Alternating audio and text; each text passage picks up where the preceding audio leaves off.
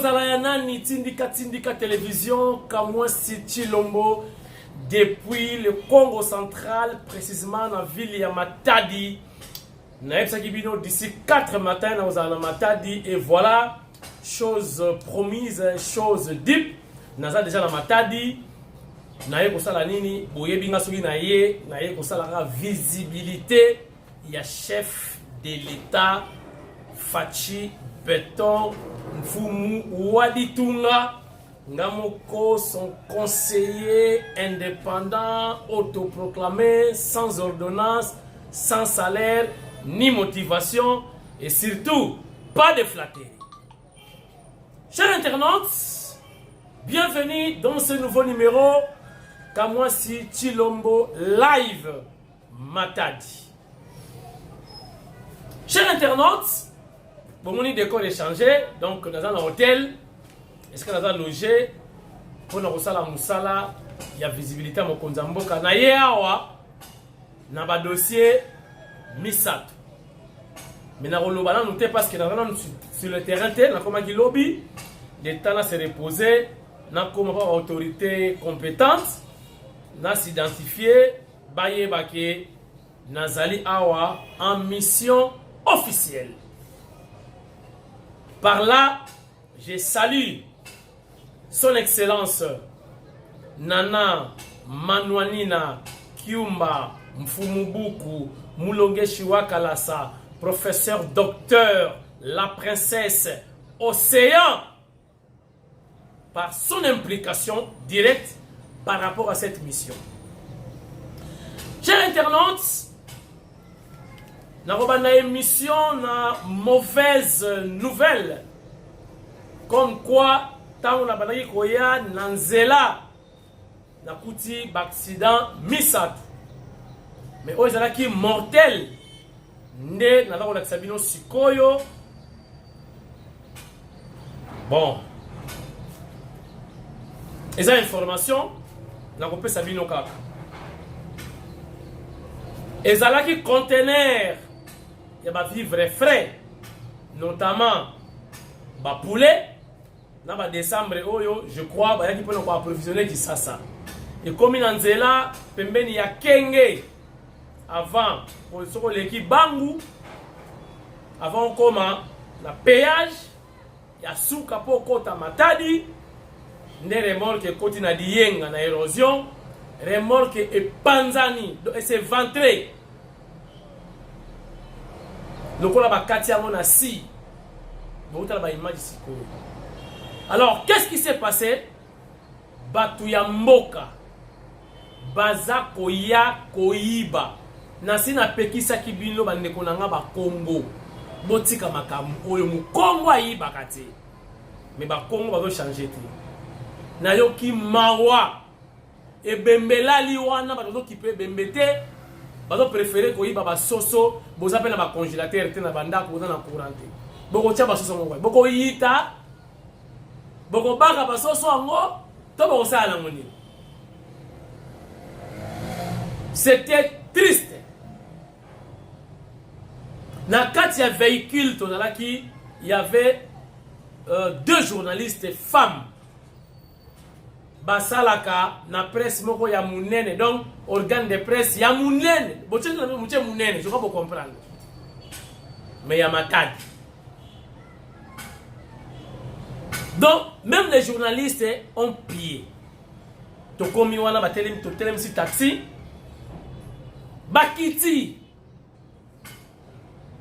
Bakomi na sele ba coopérer, na ba petit ozo yiba, do ba sombi biloka moyibi. Et ça linga pasi. Na sala ki maman aventure, na kiti tous les basosoli sur la ka ngabi kare ko diete, so kiti basosoti. Donc muto ena moto atuti na ebembe. Alors qui peut être que maman a couvert ma belle maman a dit ma minzo ma PC voilà ma belle ma PC oyo ba remorque zo na nzela maman a couvert sur place chauffeur écoute je crois na sekuna na dia ko kufa bon na kata taxi na zo ki tango ki tina sete na filmer ba corps nyonso wana. Regardez ça en image. On peut ça conseil après cette vidéo. Regardez. Voilà, chers internautes, tous dans la Congo centrale, accident et outil kosala mawa, tout le monde remorque baluki, il y a basoso, déjà batu bakufi, mais voilà les Congolais, batu piller basoso, et puis il y a des morts, hein, pour le monde a ebembe, na YouTube ça autorisé qu'on soit image, ndenge mutu akufi awa, batu bala ko kipe kutute mutu akufi, mais bon, basoso, voilà. Voilà. On a l'exclusivité na Tindika Télévision. Naebsaki bino ki nazako kende Matadi en mission de service na cadre de la visibilité à chef de l'État. Et voilà, accident et salami dans le Congo central. Bota la remorque baluki bibembe certainement ezakuna. Nazomona ja bibembe ebembe moko yango yo awa. Ngala sabino kaka ndambu mama oba mataka na mutu kana ndambu voilà na cheka boye bomona. Azaya kokufa déjà mais bon voilà. Batala ko piller remorque là basoso c'est je crois c'était préparé dans cadre ya ba bonne année ba festivité ya bonne année na Noël. Sangwe panzani na mboka mobimba toza après bango avant Matadi mutuka yango wana déclassé mais batala ko déplorer ba fatigue hein ba chauffeur rebelle fatigue to sala bango na nzela ngamoko na moni ba ka ebele na nzela awa donc c'est très compliqué ba makala ba uti Matadi bozomona ba makala ba nini certainement ba uti Matadi voilà batu baza ko profiter soso eza ko kende awa na ndinga ko sakana te soso blague te soso na soso dans la Congo central hein botala mboke ba ko ningana batu baza ko ya ba moto baza ko zwa biloko eza ko kende. Chers internautes, vous êtes en direct à Tindika Télévision. Bapoulet yango eza ko kende bibembe pe ezali awa moyen la kisabino vraiment ezate parce que YouTube a autorisé bibembe wana te maman oya za ko kufa na kati kuna certainement bibembe zali chauffeur équipage certainement ba ko kufa botala ndenge remorque efungwami epanzani soso na kati ezotala soso ezomatala zamba bata mboka kuna soso eza kokende na ndenge kosakana te namoni bapolisi babandi koya roulage ye wana ye abandi koempêche bato bakende na basoso wana mbe kozala difficile parce que nombre ya bato eleki tellement ebele ke ekozala pasi voilà bato baza koleka bauti Kinshasa baza kokende Congo central. Pour internet c'est très compliqué la émission en direct de Tindika na rapidité parce que je dois partir taxi est dans liboso kuna je dois partir pour na louer mutuka te mais naza lokola passager normal bon botara ambiance hein? Depuis Tindika depuis Congo central voilà. Roulage ailleurs, on va empêcher, on va y voilà, c'est un bon policier, voilà, police à côté. Bokima, policier baillé, policier baillé, Kende Mboka, tala policier baillé. Oh yazo yo katena mini jeep, tala mini jeep yaso ya essuie mais so ya nylon. Ah, achepe ba yaka na luketu. Ah, nzambe. Ba policier baye. Tala ye, na ma yaka na luketu. Ye wana zokota mboka. Oh, ah, doni. Voilà, mbuma pe bandi.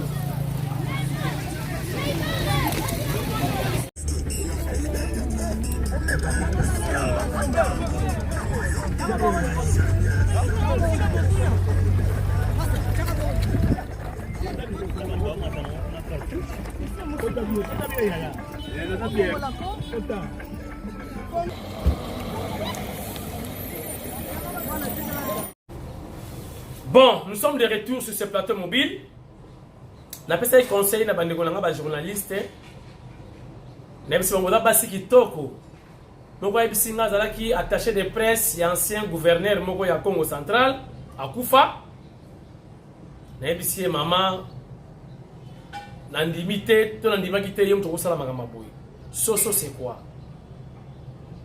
Soso doit coûter 10 000 francs, donc 5 dollars. Donc avec 50 dollars, voilà carton on a soso.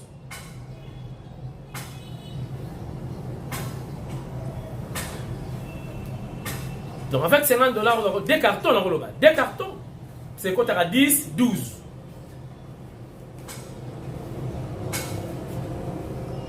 Fachi Béton, Fumadi Tunga, ça rappelle de qu'on a vu sur Congo. Est-ce que vous voyez? Dans le banc, quand la émission Moko, tous en a lien, biso ba Congo, dans Tshisekedi de l'Epère, na Fachi Béton. Donc Fachi Béton, c'est notre frère. Nous tout le monde a en privé, après ça, on a secret. Voilà le banc a une émission, exacté. Mais boye ba ke Fachi pe, azalaka, ndekona biso. Fachi pe atangi na Congo central. Avant Fachi akene na Mbanzaboma, ngana sina Alexandre Mbanzaboma kala ta courant ne kotaka kala. O batala katindi katinga ba fidèle ba yebi. Fachi azalaki gardien na kenda ti na terrain wana. Na jouaki rôle lokola Fachi na poto. O batala ba image na ba kala, je crois, il y a une répétition dans ça. Malheureusement, équipe ya compagnie chef de l'état na Mbanzaboma ngai na zalaki ti. Mais c'est pas un problème.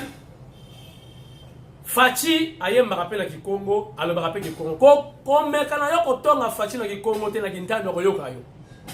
Boyoka Fachi na ba collègue na ye bazo ba nzembo na Kintando na Mbanzaboma. Regardez.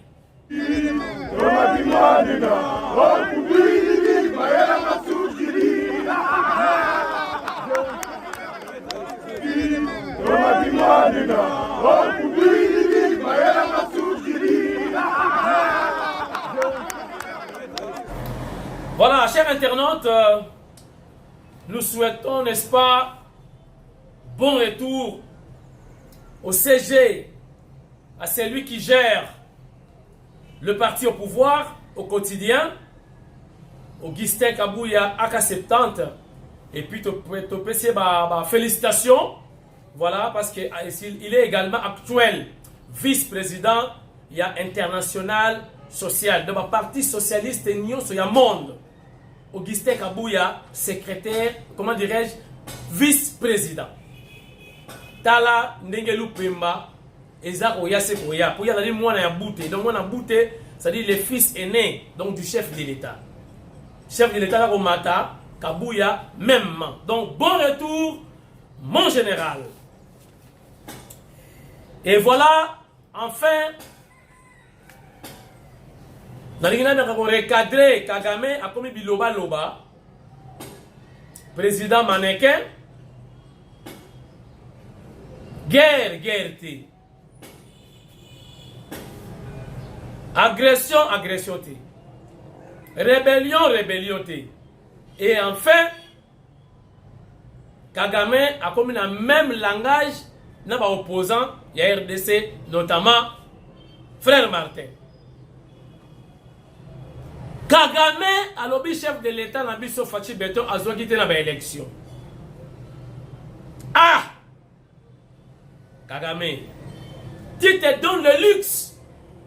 Il y a Kolobela Makamwa Congo, l'élection Congo, oh, est donc, yo Kagame, on a une CENI. Fayoulou, a écouté la preuve. Donc, yo n'a pas preuve. Basango, ba n'a pas preuve. Cinco, donc yo n'a pas preuve. On a commis ce qu'on appelle l'ingérence. On a commis qu'on s'ingérer dans la politique interne, il y a RDC. Yo Zanan. Président Anakonda, Makolomikie. Est-ce que Makamango est lié d'abord? Yo Mokono na Rwanda, élection Zalaka. yo moko osala coup d'état oboma Abiyarimana osalisi massacre génocide na Rwanda, génocide na Congo, bino ba minoritaire, vous dominez ba majoritaire. Ou tout on a droit à kolobate. Taka bino. Dictature ya kosakanate na Rwanda. Maintenant, olumo pe sabiso toli. Olumo pe sabiso conseil. Est-ce que le pays n'est pas un pays exemplaire d'abord? Mwenye mosuki nano sukite lokolo lobi ke yom to ibine basala ka guerre donc yom to bana guerre ba guerre bana na monde ça va zela to kokende kaka na lirwana ndenge yo lingeli to ko lâcheter. En tout cas, merci beaucoup pour les lots. Tongo émission Sili. Bozala en attente. Restez aux aguets. Botala, c'est que je vais faire pour vous relativement avec la visibilité de son excellence, chef de l'État, président de la République, Fachi Beton, Mfumu Waditunga, Nazalia wana matadi, Totala, Nini Rosalama awana matadi, Oyo lobby, Bana ya matadi, balo baki toko voter Fachi Beton. Nada IGFT. Mais je suis journaliste. Naïsa la Moussa Langai, mission est officielle. Et vous verrez les images très bientôt. Goodbye. Émission Sili. Bonne année.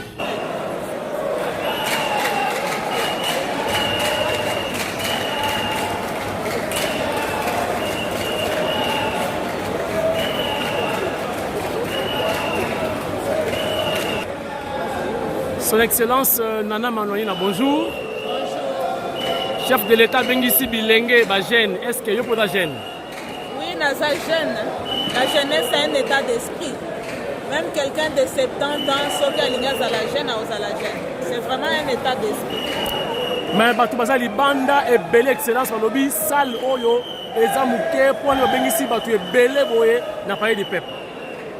Non, mais ça, par rapport à l'appel, Ezaki Moukete. Mais par contre, la volonté à la chaîne, il y a pour répondre à l'appel à mon conseil, ce qui prouve que jeunesse Yambo Canabiso, parce que la Mokonzamboka sans problème. Et ça, c'est une moka malade, à la plaine, à la plaine Libanda, ça prouve combien nous avons ce souci à soutenir Mokonzamboka. Présence na yo, signifie Bakinois nini, comme Kotabengi ba jeune. Naza ministre, quel est le président? Il faut que le chef nanga azosala mpo na relaya lokola ye kosolola na bajeune mpona oyo etali unité nationale pour la paix aye kotalisa bango ke bango nde baza motuya mpona kochange mboka na biso bango nde balider ya lobi ifo nazala nayoka lobi na bango nini mpo ngai na perpétue activité wana na bajeune mosusu mpe na baprovince mosusu et de deux naza jeune. Malgré naza maman, l'état d'esprit nanga ezoyebisanga ke naza jeune. Il faut na bénéficier pe na oyo mokonzamboka koloba na interagir pe na bajeune mosusu neti yo. Merci mon frère. Excellence Madame le ministre, aujourd'hui le président. Pour ceux qui nous suivent à distance, ça c'est une continuité de l'appel patriotique que le chef de l'État a lancé. Et le chef de l'État aujourd'hui a choisi de parler avec la jeunesse. Ça explique l'importance qu'il a toujours accordée à cette tranche d'âge pour ne pas oublier les femmes parce qu'ils y travaillent toujours. Et c'est vraiment un sens de responsabilité de pouvoir laisser toutes ces responsabilités et venir parler aux jeunes. Alors, ce que nous pouvons dire aux autres qui nous suivent, c'est de pouvoir relayer, perpétuer la vision du chef de l'État dans l'encadrement de la jeunesse qui sont les futurs cadres de ce pays demain. Vous savez que nous allons vers de l'électorat. Les jeunes sont souvent manipulés, sollicités, mais ça vaut la peine de pouvoir parler aux jeunes, encadrer les jeunes, pour pouvoir prendre d'abord à bras le corps le message du chef et veiller à ce qu'ils ne soient pas pas instrumentalisé.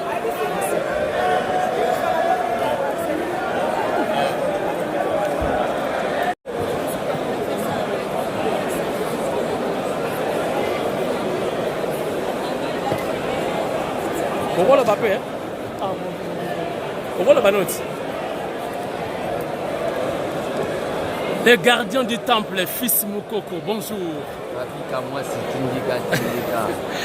Ça fait très longtemps, tu as un appareil du peuple, Mokonzambo Kabengisi Bilenge, Yoposa Elenge, Oye. Ozozela Mokonzamboka Alobanini na jeunesse, selon you. Personnellement, na kokota na oba bengi cuisine interne ya Mokonzamboka te, mais étant vivant, étant que tisséquediste, j'attends écouter le président de la République parler des enjeux actuels, faire une mobilisation à la jeunesse par rapport à la guerre au Tozanango na Est. Donc, une mobilisation forte à la jeunesse. C'est pour cela, vous allez le constater, je me suis fait une exception d'être en tenue de soutien vis-à-vis de nos frères d'ici. Parce que c'est ça le message que moi, en tant que gardien du temple, je suis venu ici pour attendre sortir de la bouche du président de la République, qui est le numéro 1 et le premier jeune de la République démocratique. Merci. Je suis accompagné avec ma structure au Babeni armée des bâtisseurs tissérédistes. À ma droite, c'est la secrétaire générale adjointe chargée de la communication, Maître Dori Mukendi, donc Maître Nabaro de Matete. Elle est chargée de la communication. Il y a d'autres membres de l'ABT qui sont dans les balcons. Vous savez très bien qu'il y a eu un peu de problème des invitations. Donc c'est pour cela. Donc l'ABT est représenté par moi-même, les gardiens du temple. Alors, est-ce que, fils, vous avez un partenariat avec l'UDPS ou vous avez un indépendant? L'ABT, c'est un mouvement politico-social au sein de l'UDPS, avec toute indépendance d'esprit. C'est un mouvement qui soutient le président de la République sans fanatisme. Mais nous sommes au sein de l'UDPS. Nous sommes en train de nous préparer pour les élections en vue de présenter nos députés provinciaux, municipaux et nos députés nationaux. Là où l'UDPS ne sera pas là, nous allons faire ce qu'on appelle une valeur ajoutée. C'est-à-dire, nous allons nous présenter en 2023 comme une plateforme électorale afin d'éviter au président de la République ce qu'on appelle des coalitions, des fois compliquées, afin de donner au président de la République ce qu'on appelle une majorité écrasante. Donc nous allons amener nos députés avec moi comme chef de file. Là où l'UDPS ne sera pas là, nous allons, si nous gagnons, nous viendrons ajouter ça au nombre pour donner la majorité au président. Fils Moukoko, politique est en structure élection, tout ça. Vraiment, il faut des moyens. Qui est derrière toi? La politique marche avec l'argent comme les gens ont l'habitude de le dire. Mbongo nayo. Si quelqu'un fait la politique avec Mbongo nayo moko, sachez très bien que le jour où Akoko Manaposte, il va chercher à tirer au Babengi bénéfice. Moi, je suis Tshisekedi du Nouveau Testament. Je profite de cette occasion pour lancer déjà l'appel. Les gens savent que je n'ai pas eu à travailler pendant 5 ans. Je vais lancer une opération soutenir Fils Moukoko comme candidat député. Que les gens, parce que je n'ai pas l'argent, mais je sais que beaucoup de politiciens manquent dans ce pays. C'est le courage politique. C'est-à-dire, le courage politique, c'est un don de Dieu. Donc, bientôt, le bureau de l'ABT va lancer des numéros opérationnels pour demander l'assistance des Congolais, parce que je ne serai pas seulement un candidat ou député de l'UDPS, je serai le candidat des vulnérables. Merci beaucoup, fils Mokoro, et surtout, bonne chance. Merci beaucoup, c'est moi qui vous remercie. On attend l'arrivée du président de la République. Voilà.